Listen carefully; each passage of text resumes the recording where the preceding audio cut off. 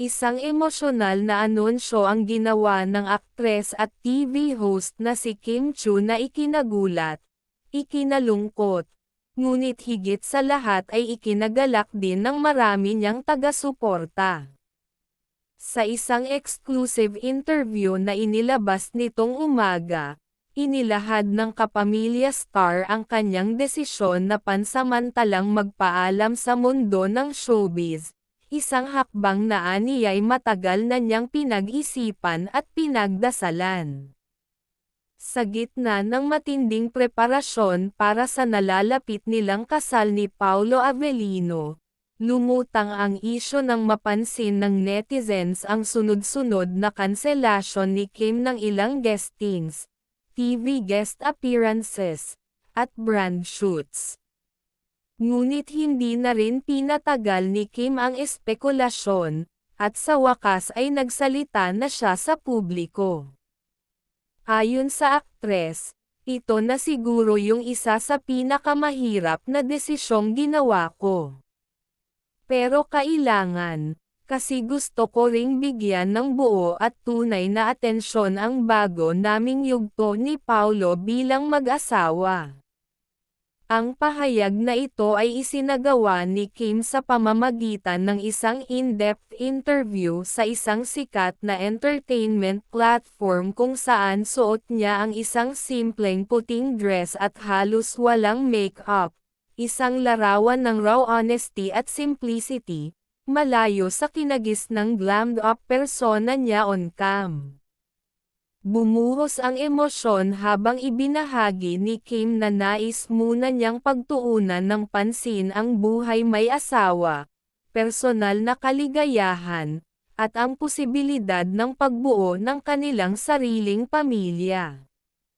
Sa nasabing interview, tinanong din si Kim kung ito ba ay tuluyang pag-iwan sa industriya.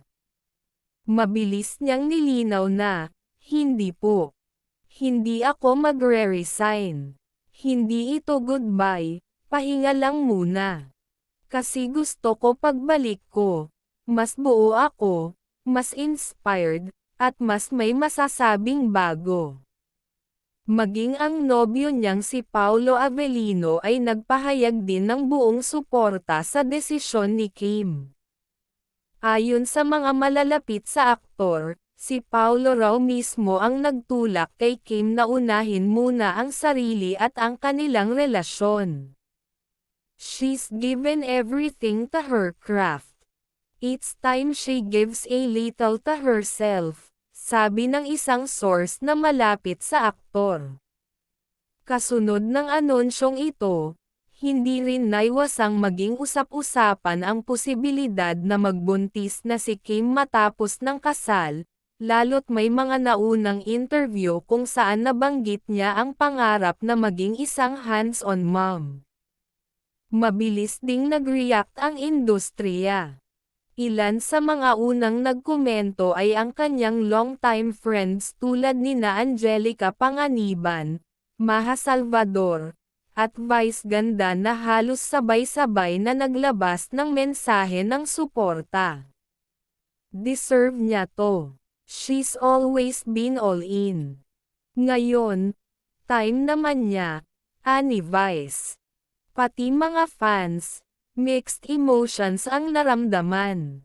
Marami ang nalungkot dahil tiyak nilang mami-miss ang energy at kakulaitan ni Kim sa noontime TV, mga teleserye, at concerts.